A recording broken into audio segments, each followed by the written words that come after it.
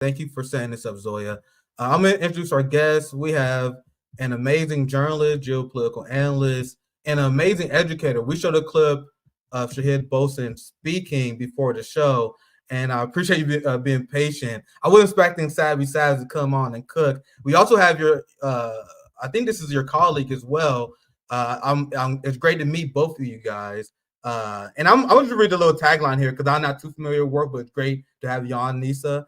Activist from Middle Nation for social justice. So it's an honor to have you guys on, and I'm looking forward to hearing from you guys. Thank you for joining RBN. Thank you so much. It's an honor to be here. I appreciate you inviting us. Yeah, absolutely. This is the work that I saw that you was pushing, and I love this effort that you're pushing here.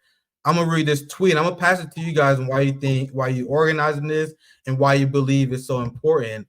Here's a tweet: Gaza has clearly become a genocide by veto, and this is what we talk about all the time. How you have the global population that is against the genocidal state of Israel. The only mechanism that consistently protects Israel in regards of international law is the veto, and that's the veto power that the United States and Joe Biden used very, very aggressively, which go back to my point what I was talking about earlier in the stream. If you want the people making these lesser two evil duopoly arguments, making an argument that who's better, Republicans, Democrats, you have a Democrat, Joe Biden, that was using veto power the same way Republicans would. But I'm gonna continue to tweet, and I pass it to you.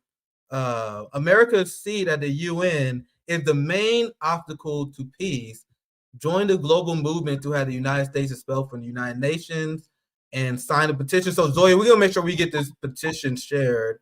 I'll click the link here. I'm going to pass to you, Shahid. Hopefully, correct me if I'm saying your name incorrect. I apologize. Yeah. But I thank you for coming on the show. And I want you to speak on this before we get started. That was a crazy intro, but I appreciate you guys for being patient. No problem. Thanks so much. Yeah, you're saying my name correctly, Shahid. So we've been focusing on the Article 6 campaign because if you're familiar at all with the Palestinian situation, which I'm sure all of your viewers and listeners are, and from what I could hear, you certainly are. As I said there, and as we're talking about, the main obstacle to a resolution to this problem is the United States position at the United Nations, and obviously it's not just a problem with regard to the Palestinian situation, but given the ongoing genocide in Gaza, that was the main impetus for us to focus on the Article 6 campaign, which is Article 6 of the United Nations Charter says that any member state can be expelled from the United Nations if it is found to be committing persistent violations of the principles of the UN Charter. And I can't think of any state, any member state that applies more to than the United States. And even if you just look at what they've done over the last 9 months, it's enough. But if you look at what they've done over the last 75 years, it's overwhelming. It's absolutely outrageous, the amount of violations that the United States has committed. And it's the ability of the United States, or the position of the United States of domination over the United Nations, which has prevented the United Nations from being able to function according to its stated purpose, which is for the peace and security of the world, to establish peace and security in the world, and to protect the human rights of all people and of all nations, large and small, regardless of their size and regardless of how much they fund the United Nations. It's supposed to be equal. But the United States, obviously, only joined up with the United Nations because they established the United Nations at a time after World War II, when all of the economies of the world had been demolished, when all of the former colonizing powers of the world had been demolished and weakened, and America was the only and the most dominant economy in the world. So they knew that their economic power, given the fee structure in the United Nations, meant that they would be the largest funder, that they would have disproportionate financial control over the United Nations, and therefore they would never be called to account for the things that they signed up to with the Charter. They knew that they would never be called to account, but they could call everyone else to account. And that's the way that they've worked it. So since 1945, since they established the United Nations, America has used the United Nations as nothing but an instrument for internationalizing American policy. And I think that Sister Nisa can probably talk more specifically about their use of the veto power and with regards to their funding and how they've abused their funding and so on. But we see that, in fact, at the establishment of the United Nations, that was supposed to resolve the whole issue that we're dealing with now, because because even the recognition of the so-called state of Israel was contingent upon the establishment of a Palestinian state. So this is supposed to have been resolved since before I was born, since even before my mother was born. But it has been perpetuated and prolonged all this time until it's reaching the crescendo that it's at now with the genocide, exclusively because of the United States, because the United States has been able to hold the world at bay. It's been able to allow Israel, enable Israel, empower Israel to defy the global consensus. And the global consensus has always been the same, which is that there needs to be a Palestinian state. And I think I'll let Nisa talk more about this. Yeah, that was a great intro. Nisa, I would love to hear from you. A lot of great information there. Nisa, I'll pass it to you. Welcome to RBN. It's great to meet you for the first time. Go ahead. Thank you for having me, and thank you, Brother Shahid, for that in-depth introduction. So with regards to the veto power, we believe that nobody has abused the veto power as much as what America has, especially for an ally. What has happened especially in the recent years. I hope she's not having any connection issues. Can you hear me? I can hear her. In the chat, let me know if you can hear her, but go ahead, Nisa. Okay, and we believe that when you look at the recent months, especially when it comes to the genocide in Palestine, where America has used the veto power to block ceasefire resolutions, when a genocide is happening right before our eyes, they still use their veto power to shield Israel, to ensure that Israel acts with impunity. On top of that, they've used their veto power out of the 14 times in the last 3 years, 12 of them went for Israel. So they are blatantly abusing this privilege that they have, because veto is not afforded to any of the other members. Only a certain amount, 5 permanent members, have the veto power, which is an important tool to ensure that it is meant to ensure that people that are serious are able to ensure that the peace and global security happens. But they've abused it, using the United Nations as a tool to green light crimes across the world, whether it is international, whether it's within your borders in America. They use that to ensure that they get away with it, and they're not held accountable for it. So our campaign is based on the fact that we want to use what is in the United Nations Charter, which is Article 6. And Article 6 is the mechanism that is by provision for the fact that something can be done, which is what we will use to hold America accountable for all the crimes that they've committed over the decades. So when it comes to the funding, a lot of the people will often may believe that the funding with America out of the United Nations, the funding will then no longer be coming to the United Nations, and that maybe the United Nations would fall. But we believe that that would not be the case. Firstly, when it comes to their contribution as a member state, based on the gross national income, America is meant to contribute about 27% of the peacekeeping budget. But what has happened, Congress has passed a law in 1993 to cap that amount at 25%, meaning that so far for the last 30 years, there is already an arrears of 2%, meaning promises have been broken, contracts have been broken when it comes to what the contribution would be in the first place. However, at the moment, America is also not even contributing the 25%. The last year or so, they've been or the last 3 years or so, there's been a contribution of about 22%. But we found that in January, when they needed to vote or use their veto power to shield a ceasefire or to block a ceasefire resolution on behalf of Israel, they were quick to make that payment and get that payment up to date. So America is perpetually in arrears, not making their promises, not holding to contracts, not making their contributions, which is also a violation of the United Nations Charter. So besides just abusing the veto power, there's also the persistent violations when it comes to crime. It's also the contribution with the funding. Those three aspects are persistent violations. They count as violations against of the principles of the charter. Thank you. Yeah, like that was such great information for me too. It's great to hear it. And just like Malcolm X said, there is no intellectual, there's no moral, and there's no legal basis or argument for the state of Israel. And this is why we aggressively had to make the case. Not only is it morally wrong to implement apartheid, not only is it intellectually wrong, as you guys exposed, we have the legal argument on our side. The true terrorists are the Zionists and the Zionist regime that is rebelling against the concept of international law.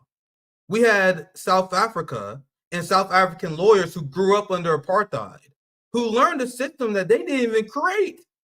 They learned the system, mastered the system, and it was confirmed that Israel is plausibly committing a genocide, and they continue to put the pressure. They're threatening the United States regime for being responsible for the genocide, so they still have their boot on the neck. But South Africa, a country that was victim of apartheid and colonialism, has mastered Western law, and that's why it's baffling, and that's why we must push back at these psychopaths in the West that have the audacity to call college students terrorists for holding their government accountable for rebelling against international law. And I will pass it to you, Shahid, because I showed this unhinged clip, and they just say this stuff out in the open. We have series that have done that explain how the West is openly embracing Nazism, openly embracing fascism, terms I do not use lightly. Sorry, let me scroll up a little bit. These websites are horribly formatted. And you have the Republican parties teamed up with Chuck Schumer and the Democrats that has been threatening the ICC court. Remember, this is the party that people pretend the lesser two evils. They literally threatening the ICC as they say that Trump is a threat to law and order. They're threatening international law and order. And this is stuff that they say out in the open. ICC prosecutor was threatened because he was told point blank that his court was built for Africa. It's built for Black people, brown people, and thugs like Putin. So I want to ask you guys this because you touched on these themes, Shahid, and I want Nisa to chime in as well. Feel free to take your time and explain this as much as you want. I want you guys to talk about how the United States weaponized international law, bastardized international law in order to serve imperialism. Or if you don't agree, you can put it back as well. I would love to hear your perspective. Well, I think that most Americans can relate to the old Western cowboy movies, where you have the bank robber, the horse thief, and what have you, the criminal gangs in the West, yeah. And then one of them gets a sheriff's badge, and then he rules the town. This is America at the United Nations. It's the villain, criminal, murderer, gangster, cowboy with a sheriff's badge, and he's got Israel as his deputy, and they're terrorizing the whole country, and they're terrorizing the whole world. They're terrorizing the whole Middle East. They're terrorizing Africa. They're terrorizing Asia, and that's what they've been doing. And they've turned, I won't say that they turned the United Nations into an instrument for colonization. That's what it was intended to be from the beginning. Absolutely. But the beautiful thing about it is that because of their hypocrisy, because of their need to appear to be good without actually being good, because they're all about the optics, they're all about the narrative, they're all about trying to present a picture of being a civilized society, that they put on paper certain rules, they put on paper certain principles. And as I said in the beginning, the only reason that they put those rules on paper was because they knew that they were never going to be called to account for it, because they actually only believe in might makes right. And they thought, we'll put these rules on paper so it makes us look good. So we have it on paper. We believe in all of these things. You can't call us out. You can't call us fascists. You can't call us white supremacists. You can't call us colonizers, because we have it on paper that that's not what we are. Forget about what we do. Our words say something else, and that's all you're supposed to look at, because we've got it on paper. And as you know, the entire history of so-called Western civilization, especially the history of America, is a history of broken promises. It's a history of things that they wrote on paper and then did the complete opposite. And then they just put the paper in front of your face so that you can't see what they're doing, or so that you can't accuse them of what you have yourself been victimized by. They distract you and deflect from their own actions by putting the words that they committed to on paper. Because, as I said, they know at the time that they wrote it, at the time that they signed it, they knew that no one had the power to hold them to account. So they put on paper all of these things about equality of nations. They put on paper about human rights. They put on paper about sovereignty. And they even put on paper about the right of defense, of self-defense of an occupied people. They put all of that on paper because they thought that they were never going to have to be called to account for it. But the situation has changed now. Like just when we were talking about the funding of the UN, it's very deceptive when they say, and we get this argument all the time, that the US is the main funder of the United Nations. No, it's not. 22%. So even if it was 25%, that means that the main funder of the United Nations is literally everyone else. 75% of the budget is coming from the rest of the world, and they don't even seem to count, apparently. Only if one nation is funding that much, then they're the only one who counts. But actually, the majority of the UN budget is provided by the rest of the world, and yet that the countries that are providing 75% of the budget don't get any say. Their voices are muted at the United Nations because of America. But as I've talked about many times on my channel, the power dynamics, alhamdulillah, the power dynamics are changing. The power dynamics are changing in the world, and it's changing in ways that America never anticipated. The global South is rising. BRICS is rising, and even measures that they themselves took because of their own ideology, because of their own amorality, and because of their own greed, they empowered from within themselves corporate power. They empowered the private sector with their insistence of the what do you call it? Free market capitalism and so on. They insisted that the invisible hand of the market must not be touched by the hand of government. That the market gets to do whatever they get to do, and government needs to leave them alone. They talk about the separation of church and state, but what they really did was separate business from government and let business do whatever they wanted to do. And now business has surpassed government in their power, which inevitably means that even your domestic businesses, your corporations and so on, your elite, now, why do they need to care about your country? Because they've become global. They've become bigger than you. And now they have interests around the world. They have interests in the global South. And they can see that your demographics in the West, in Europe, in the UK, and even in America, in Canada, and so on, your demographics are collapsing. You're not even reproducing enough to serve the needs of their market interests as consumers and as workers. Meanwhile, the global South is robust in its demographics. It's the youngest population in the world, in Africa, in the Middle East, in Asia, the Muslims, the youngest population in the world. So the demographics are changing, the global power dynamics are changing, and the interests of power are changing to where it's a-national and not nationalistic. So all of these factors are changing the fact that the United States used to have impunity and unaccountability and could never be called to account, could never be called on the carpet, and actually held to the standard that it signed in the United Nations Charter. But we believe, inshallah, bi'idhnillah, that those days are over.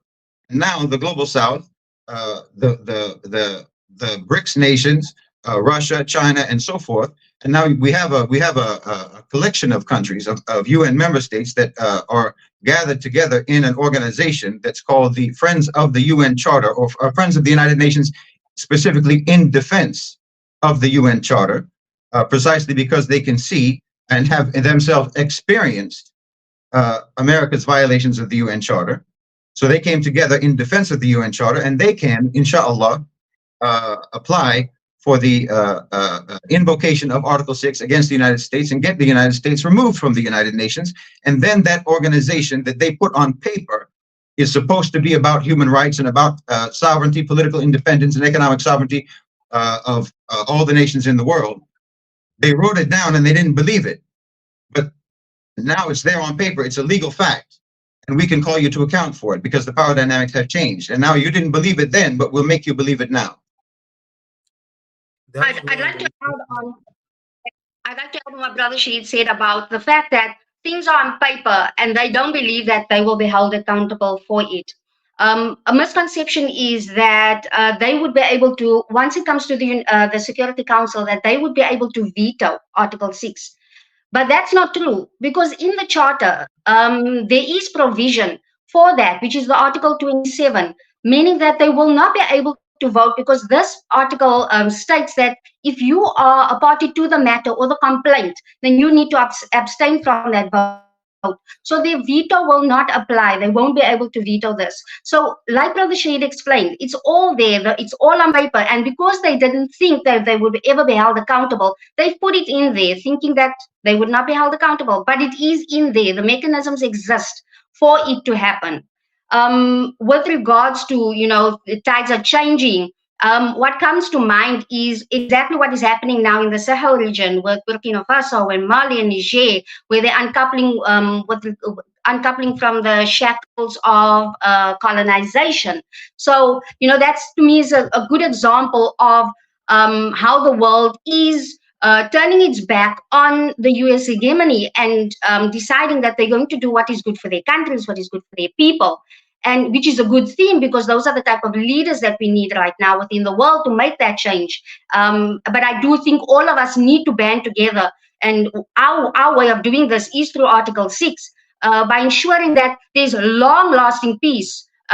We don't just want something to happen for a month or a year or 2 years. It needs to be permanent. And the way to do that is to remove the corruption from the United Nations, because that is the organization that is tasked for peacekeeping. And we don't believe that we need a new United Nations, or we need to start a new building, or a new organization, because the United Nations, the Charter, is a brilliant document. We just need to hold the culprits accountable. And that is why we've decided that Article 6, evoking Article 6, lobbying member states, that is the way to go. Fantastically said. And you hinted at this, Shahid, a few times. And I'm interested in your perspective, because from my point of view, and we explained this on our channel, American exceptionalism is a scourge and a disease that infected the minds of actually a lot of the global population for a very long time. And in Africa in particular, they are infested with the scourge of sellout leaders. We have Ruto in Kenya, who sold out his people to the IMF, who implement austerity, and it's essentially a race in African politics for decades to sell out your people to the West the fastest. And that's why we are seeing a new African liberation movement pop up, and we're seeing this push from the global population for de-dollarization towards essentially a block against American hegemony. And I try my best not to get my hopes up a lot. I'm a revolutionary optimist at heart, but I'm seeing this organization. I'm gonna read two headlines. I'm gonna get both of you guys' thoughts on this, because you mentioned this of at least themes of it when you were speaking earlier, Shahid. Here's one headline: growing interest in BRICS membership signals consensus among global South. Here's another one, which this is a theme that I've been consistently covering: de-dollarization, the path to global financial freedom. And the United States laid the path to this, their own undoing, because the United States sanctions around 1/3 of the world population, and then countries seen the Russia sanctions, and it was afraid that the United States can always go after them if they don't follow the United States foreign policy. But anyway, I think I've spoken enough. Shahid, I want your thoughts on this. where you think this is going? Do you actually think the world is actually serious about de-dollarization? I would love both your guys' perspective on this. Yeah, I believe absolutely that the world is serious about de-dollarization, and more importantly, although it's a shame that this has to be important, but it is important. I believe that there are major sectors of the owners and controllers of global financialized capital who are also interested in de-dollarization, because, as I say, these what you can call the 1% or what have you, I refer to it as the OCGFC, the owners and controllers of global financialized capital. They're a-national. They're not interested. They're not patriots. They don't care how well America specifically is doing. They just want to make their money. They are a nation unto themselves. They care about their shareholders. They care about their dividends and so forth. So they're not. They wave logos, not flags. So they're not interested in what's happening in America. And I think that there is definitely a push for de-dollarization, and there's a push for. In fact, if you think about what China is doing, they're taking money out of the American economy, and they're not returning it to American banks. They're going to keep the dollars. They won't stop using dollars with America. Of course, they can't, at least for the time being. But they're taking the money out when they sell, because, as you know, America is in a trade deficit chronically. It's funny when you talk about them sanctioning other countries. They couldn't survive if they were sanctioned. They wouldn't survive if the countries that they're sanctioned them. The American economy would collapse. They have a trade deficit. They operate. They import far more than they export, and they don't have a manufacturing base to replace everything that they're importing if it was sanctioned. So China is taking money out of the American economy, and they're keeping it in their own banks. And because of what they're doing, like, for example, with the Russian assets in Europe, stealing those assets, no one trusts to put their money in dollars and in the American banking system. So they're going to end up draining dollars out of the American economy. They'll still have the dollars, but they're draining it out of the American economy, and it's not returning to the American economy. So there is definitely a de-dollarization effort. I think that now BRICS announced the new money transfer system as a competitor to SWIFT, so that people don't have to be stuck doing it according to the Western system. That gives options to Iran, that gives options to Syria, that gives options to all of the countries that are under sanction. Obviously give it to Russia, although they've been surviving fine.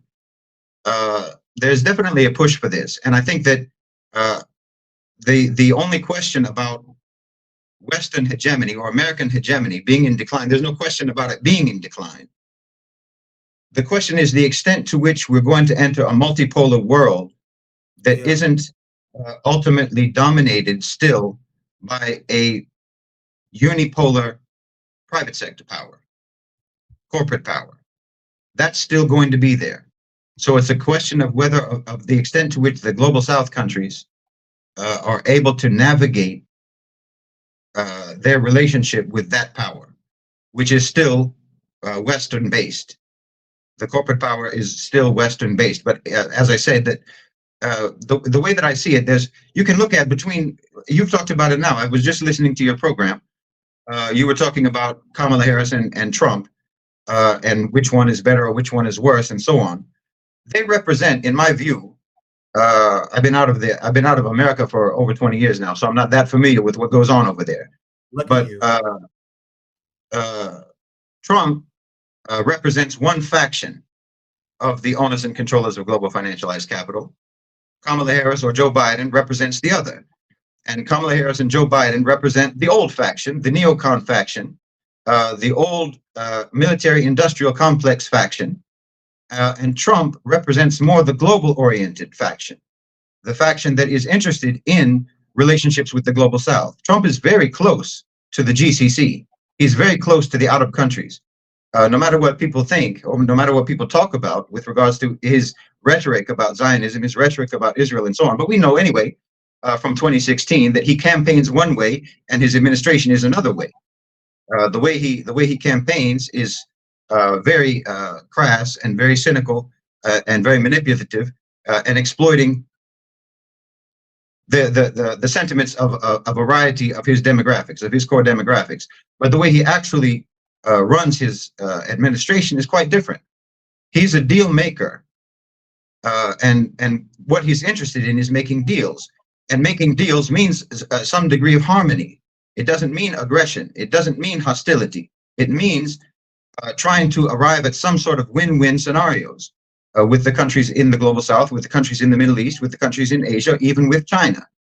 And that's the position that's taken. I'm not saying that this is something like very special about Trump, but I'm saying that it shows me his connection to, or his affinity to, or maybe even his allegiance to that faction of the owners and controllers of global financialized capital, who are interested in managing and winning at the end of the transition of the global economy to the global south, which is an inevitability.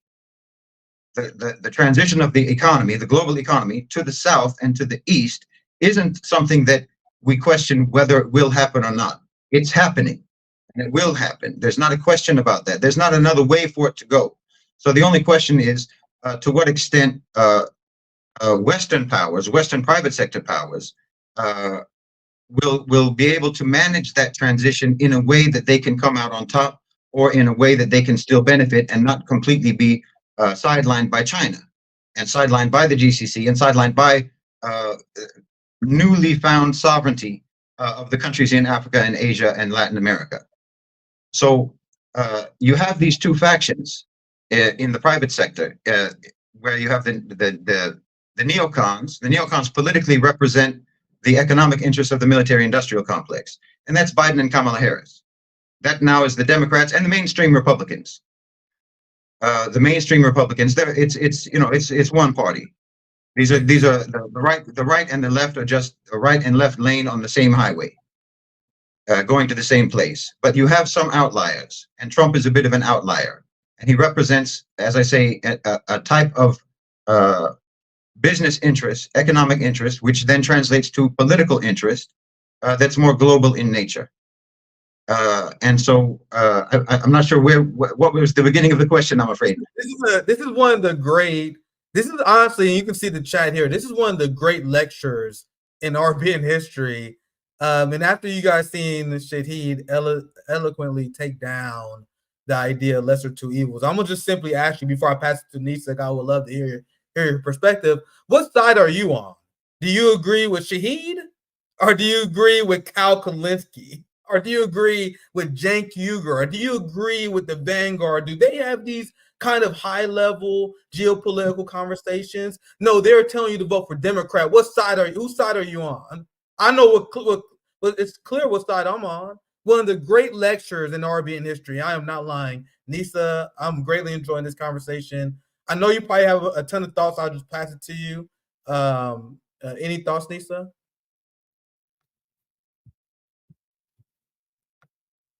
With regards to your question, with the de-dollarization, I don't think I have anything different to say than what Brother Shahid said.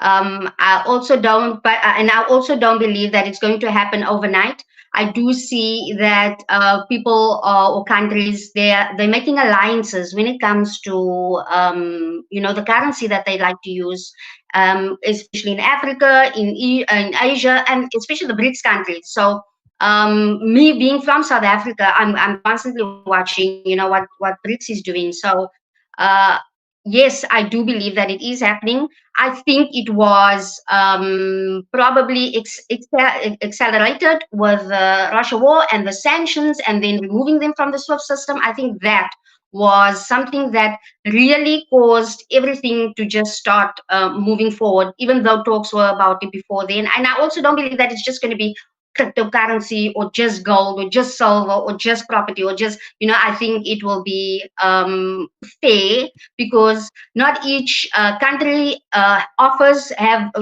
like in Africa, Africa is known for resources. Some countries have something else that they can back up their currency with. So I do think that we will see a different change, and it would be that multipolar world that Brother Shahid mentioned. We do look forward to that. Yeah, absolutely. And I have two more main things I want to ask you guys about. I can pick your guys' brains on this all day. It's great to have you guys on. I'm definitely looking forward to expanding this conversation throughout the time because there's so many things we can hit on, so many different topics we can go into. One thing I want to ask you guys, as someone who is a victim of American politics, someone who's a victim of growing up in this decrepit neoliberal hellhole, this country full of barbarians who have the audacity to judge countries in the global south, even though they don't provide healthcare, they don't provide any good education, they exploit the workers. So I am a victim of someone who lives in this state, and that's why I said you guys are, I think non-Americans are more lucky than they think. There's a small minority of people who live in this country who thrive and benefit off the empire. It's been an argument that I've been made for a very long time that the majority, and I would say the workers, to make everything simple, especially black and brown people, we are a victim of the United States empire. The cop cities, the use of tear gas, which is illegal in international law, that's a foundation of the military-industrial complex. It's not a coincidence that the IDF trains with the NYPD. It's all connected. That's why if you are a worker, if you're black and brown, your number one priority should be resisting the empire. The problem is, and this is the issue that many people to my right have, and I show grace to people who don't spread malicious propaganda, but there are a lot of people who are defeatist because our system has been hijacked by Zionist capital. So my question in a nutshell, I'm gonna play the video. It's very short. It's a video. The question I'm gonna ask you guys is about what would you suggest Americans do and how they can help the international peace movement. Now, I'm asking this because you have a lot of these progressives, and I went hard at the propagandists. Those are the people I called out by name earlier. But there are people who are propagandized by them that I actually show a lot of grace. I try to show grace to people who are victims of propaganda because they are tricked by the Kyle Kalinskis. They are tricked by the crystal balls of the Vanguard, and they support Kamala Harris. They support the Democratic Party, not even realizing that there is no chance that Kamala Harris will ever be a supporter of liberation movements. And as I put here, and I have a lot of liberals in shambles on Twitter right now because I mentioned how Kamala Harris married her AIPAC babysitter. So as you have the uncommitted movement, the progressive movement spreading lies about Kamala, she married her AIPAC babysitter, and he speaks for her on Israel. So this is the position of Kamala Harris, as said by her AIPAC handler husband. Let me just make this clear. Vice President Harris has been and will be a strong supporter of Israel as a secure, democratic, and Jewish state, and she will always ensure that Israel can defend itself, period. That's who Kamala Harris is. You guys know I have a fascination with the CIA and the history of the CIA and the history of intelligence agencies. It's very common for these agents to marry each other. It shows your commitment to the cause. And you have Kamala that married this guy who spent his entire career helping Israel lobby money from Americans to provide to Israel. That's what he spent his entire legal career doing. And is it a coincidence that Kamala married this guy? Now she's a lead Zionist in the middle of the genocide. So to get back to the question, I know that was a little mini rant / presentation, but to get back to the main question that you guys can address, what will your suggestions be to the Americans who really want to resist this? How can they help the international coalition? Because we have Bernie Sanders and AOC who support the person who's married to this AIPAC handler. So I'm honestly curious what your guys' take would be on how we can help the anti-genocide, anti-apartheid movement. So I know that was a long presentation, but I would love to hear your guys' thoughts.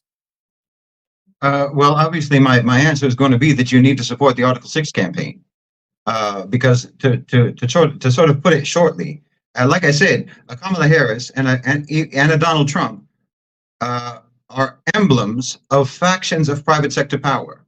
That's all they are. Kamala Harris isn't going to make any decisions. She's not going to make any policies. Neither is Trump. Neither is Biden. Did Biden ever do. I don't think he even could decide which pants to wear. This isn't someone who can make decisions, and it's not someone who, if you're someone who's dealing, if you're in the private sector, if you're a businessman, if you're a CEO, if you're an investor, and you're dealing in hundreds of billions of dollars, are you going to trust Joe Biden with any decision making that's going to affect your money? No, of course not. You're going to trust the constantly tipsy Kamala Harris to make decisions?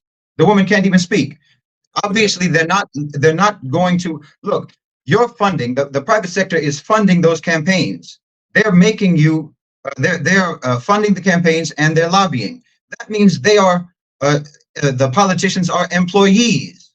Employees don't make decisions. Employees take orders.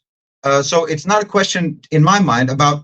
And even when you talk about IPAC or Zionism and so on, Zionism, the Zionists, Israel, is just a brigade. It's one brigade. It's the Jewish brigade of American imperialism. That's all it is. They're not running anything. They're not ruling anything. They are just connected to the military-industrial complex. So the issue is, which candidate is connected to the military-industrial complex? Which candidate represents the political faction that represents the financial faction that is driven by the military-industrial complex? Well, obviously, that's going to be Kamala Harris and Joe Biden and the Democrats and mainstream Republicans. Because as I said, there's not really a significant difference. But we've seen and I'm not telling anyone that one of them is better than the other. I'm not saying vote for Trump or what have you. That's not my position. What I'm saying is that November in the United States is going to be decided between the two factions of the owners and controllers of global financialized capital. And it's not going to be decided by you. It's not going to be decided by the voters. Do you think that they would give that power to you? They don't even give the power to the politicians that you elect. You think that they're going to give the power to you? Of course not. Obviously not. The same thing is going to happen in America as happened in Venezuela. The same thing is going to happen in America as happened in South Africa. This is a rigged process. And if you think that it's not a rigged process, then I'm very sorry. You're an extremely naive person. And that means that you're the perfect person to be involved in politics in the United States. That's exactly who they want, to be active in any political parties, that you should be naive and gullible. So go ahead and do it. But it's not going to turn out according to the way that you think it is. It's not determined according to the process that you think it's determined according to, or the mechanisms that you think it's determined according to. So if you want to deal with the situation of American imperialism, if you want to address and halt American imperialism, whether it's in Gaza, whether it's in Palestine, or in Congo, or anywhere else, then you need to deal with the issue of American imperialism. You need to deal with the issue of American hegemony. And the main instrument that has allowed American hegemony to reach the level of domination that it has is America's presence at the United Nations, and specifically at the United Nations Security Council. And if you talk about even the situation domestically for American citizens, as you said, black and brown people, people of color, so-called minority communities, even economically deprived people, whatever color or whatever ethnicity they are, they're victims. They're victims of that society. They're victims of a predatory, parasitic system that is designed to keep them down, and it's designed to, as I said, it's parasitic. So it just sucks your blood. That's what it does. And there are so many violations committed by the United States against its own people that they're never called to account for, that they could be brought to the United Nations for and should be brought to the United Nations for. And if it was committed in any other country, that country would be brought to the United Nations. America would bring them to the United Nations. America would be at the top of their voice, condemning any country that had statistics like America has, that has statistics on human rights like America has. America would be standing there all day long, listing all of the human rights violations of that country. Police violence, police brutality, police shootings, which are nothing but extrajudicial shootings by the security forces, which is the way it would be reported if it was another country. If it was another country that had the same level, what is it, over 1,200 people murdered by the police, I think, last year, or more than that. That's 1,200 something extrajudicial killings by the security forces. Imagine if that happened in North Korea, if that happened in Pakistan, if that happened in Iran, what America would do at the United Nations. All the condemnation that they would do, all the resolutions that they would do, all the sanctions that they would impose against any other country that had a statistic that's as abysmal as America's. 43,000 people murdered by gun violence in America last year. 43,000. 650 mass shootings in America last year. Over 650 mass shootings. That's like a war zone. Your country is like a war zone. There's more people. You're safe. You're probably safer in a war zone than you are in any American city. And you know, when you have your soldiers going over to Iraq or going to Afghanistan or wherever else to do their colonial project, they all come back with PTSD. But they're safer over there than they are in Chicago. They're safer over there than they are in Detroit. They're safer over there than they are in New Mexico, in California, in Los Angeles, in New York. They're safer in Iraq than they are over there. So what about the people who live there every day? What kind of PTSD do they have? What kind of victimization do they have? And then not to mention even the incarceration rate in America. You're only about what, 3, 4, or 5% of the global population on Earth. The American citizens, only about 3, 4, 5% of the population on Earth. But 25% of all of the people in the world who are in prison are in American prisons. 25% of all people in jail are in jail in America. Yes. You're telling me that you can't go to the United Nations and make a resolution about that? That's not a violation? That's a violation of the Universal Declaration of Human Rights. It's a violation of the civil and political rights. On and on and on. There are so many violations that America commits against its own people that you don't even have to look at their foreign policy. You don't even have to look at their foreign policy to see their persistent violations of the UN Charter, of the principles of the UN Charter.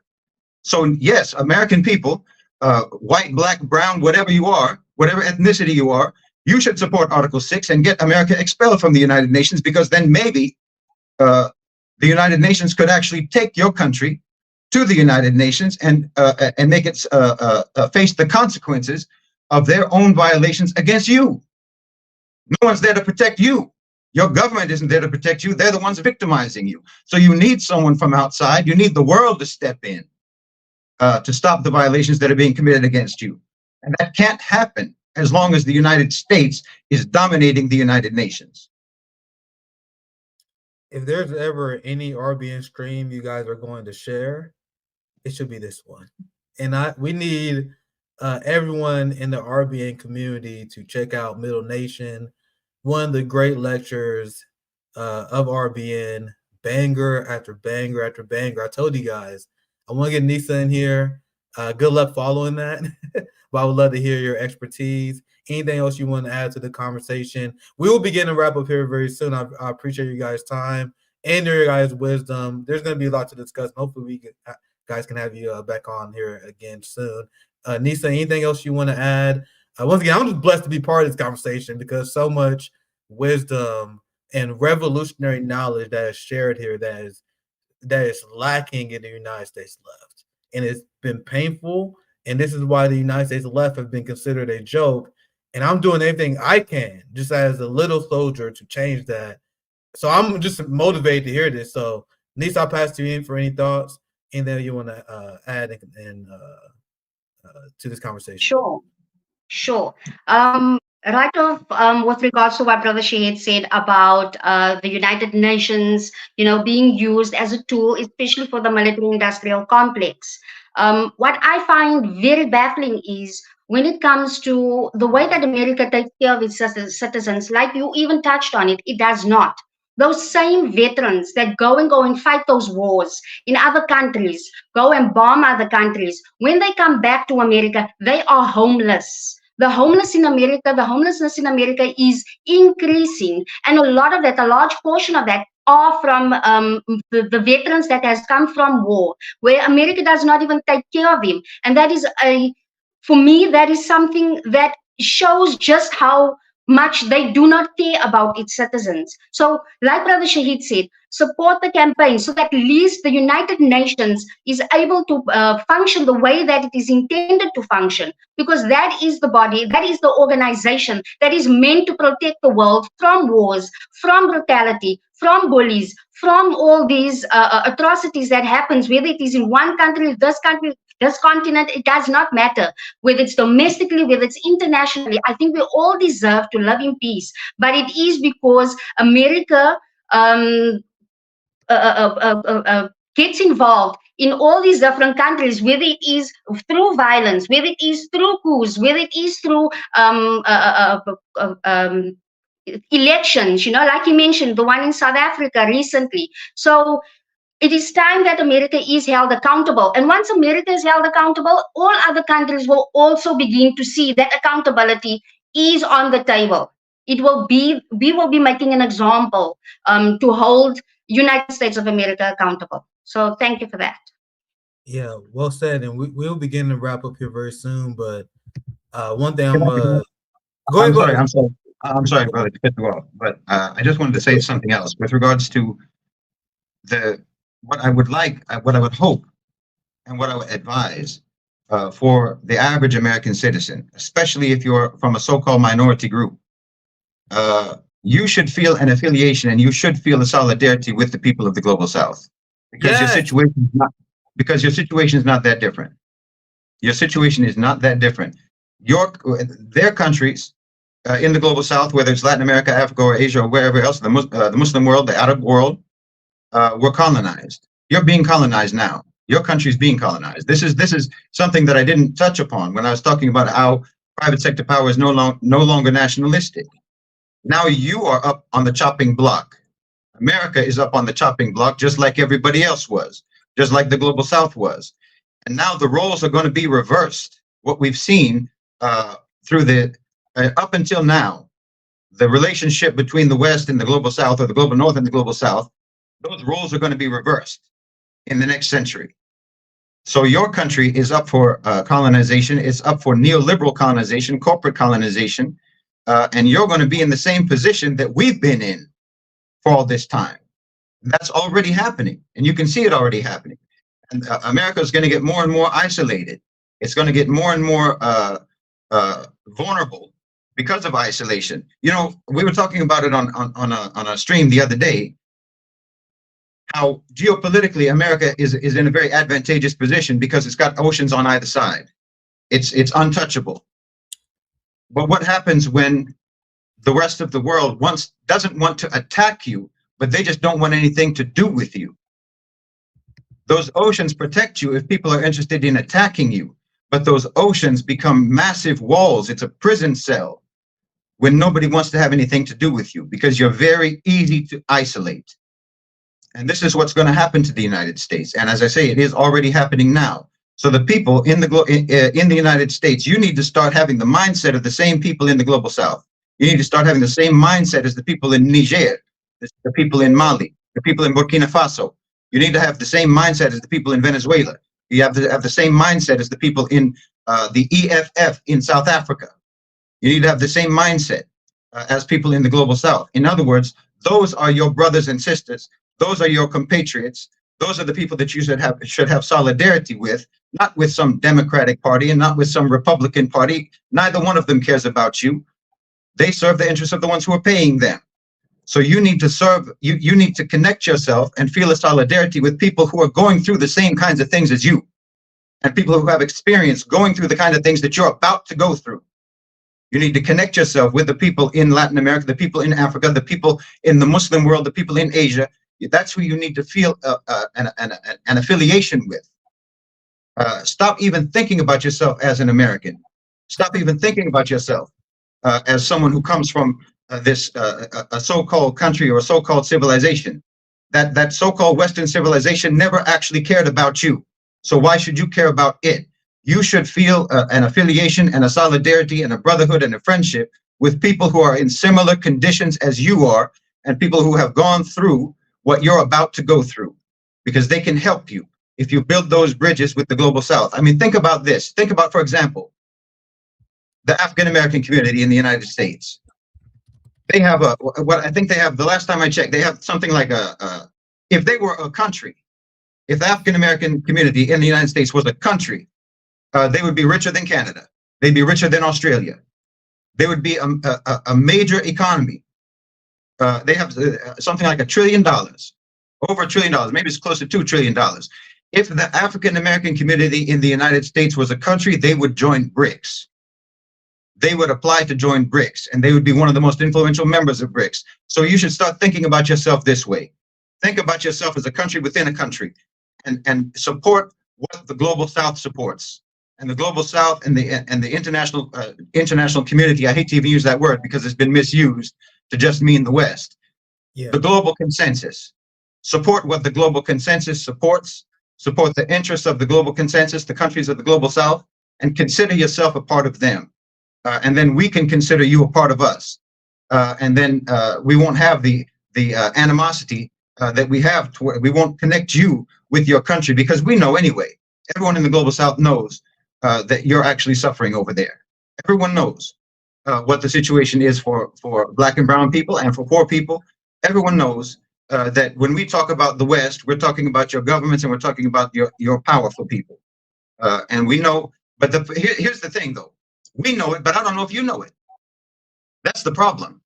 We know this about your situation. We know this about your society, but I don't know the extent to which you actually know it, because you're still talking about Democrats and Republicans. Like you haven't gotten the memo that you're being colonized and it's going to be this colonizer or that colonizer. It doesn't matter. Stop thinking in this way, and you need to start thinking as if you are already, your community, already a member of the global South. That you're already a member of the global South, and think in those terms and act in those terms. That's all I wanted to say.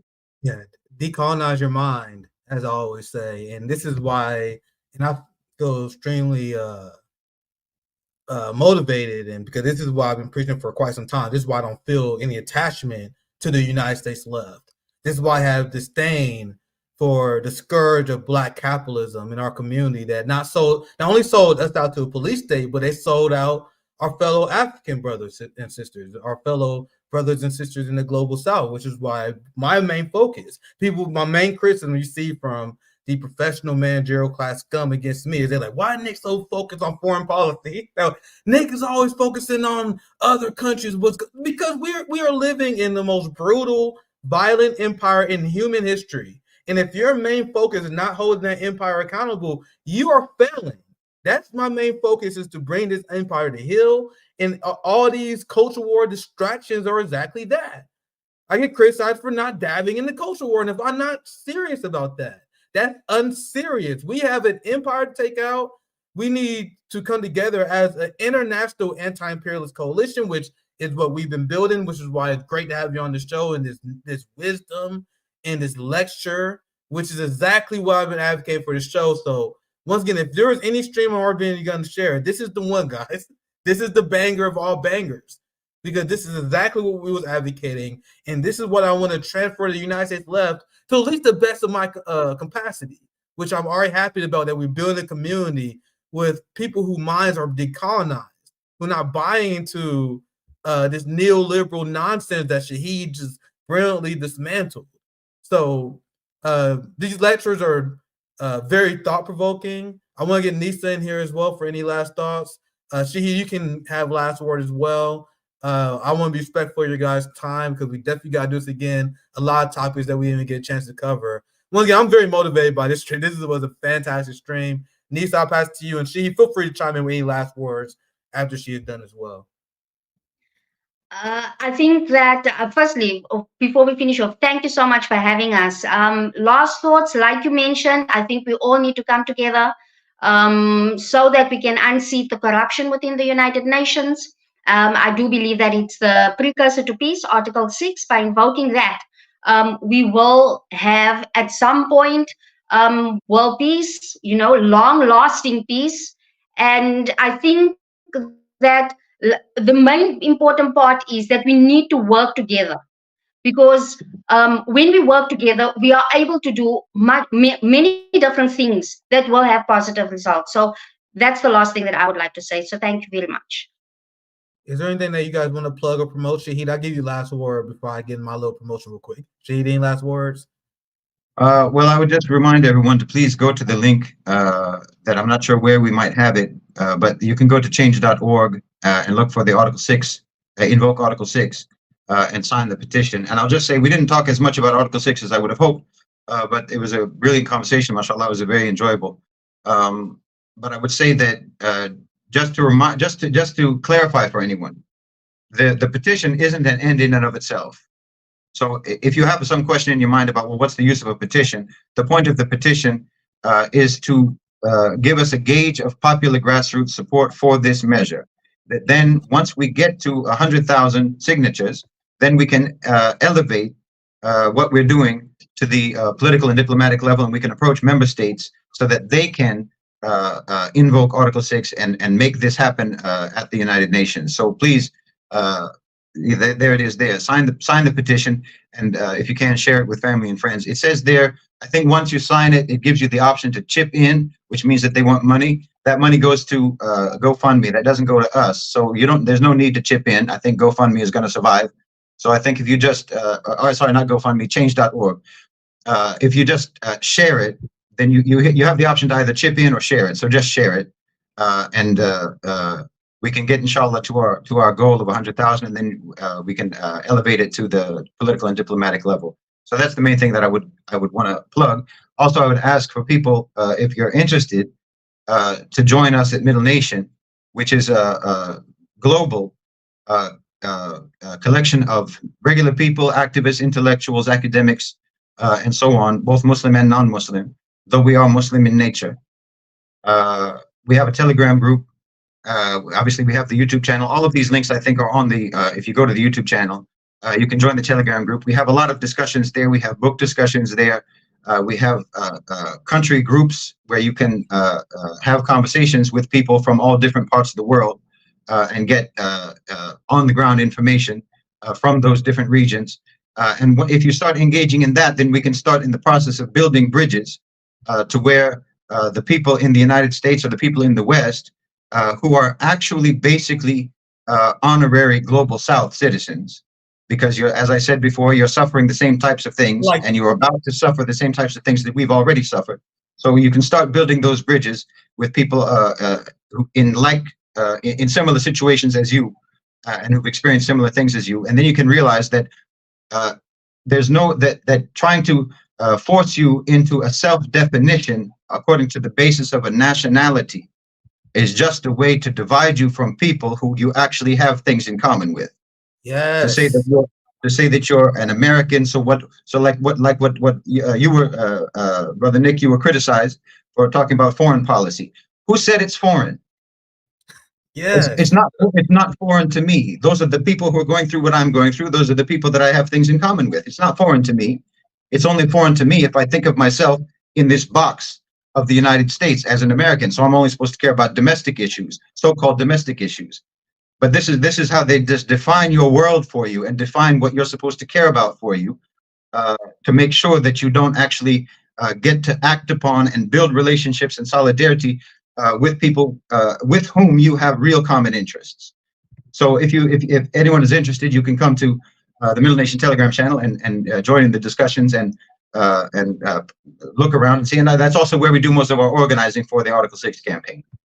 So that's all. Thank you so much again for hosting us today. It was an honor having you guys on, and make sure you guys follow Middle Nation. I know I definitely will. I got to binge watch the library now after this one. Thank you guys. Videos, man. It's like 1,000 videos. Yeah, I'm a binge watcher. Trust me. I'm behind. Zoya put me on, but I'm about to binge watch Middle Nation after this show. I'm honored to be part of this show. And hopefully we can come back on and plug this again. I will plug this as much as you guys need me to. So thank you for coming on. I'm very happy to build a connection between RBN and Middle Nation, inshallah. Same here. Absolutely. Thank you.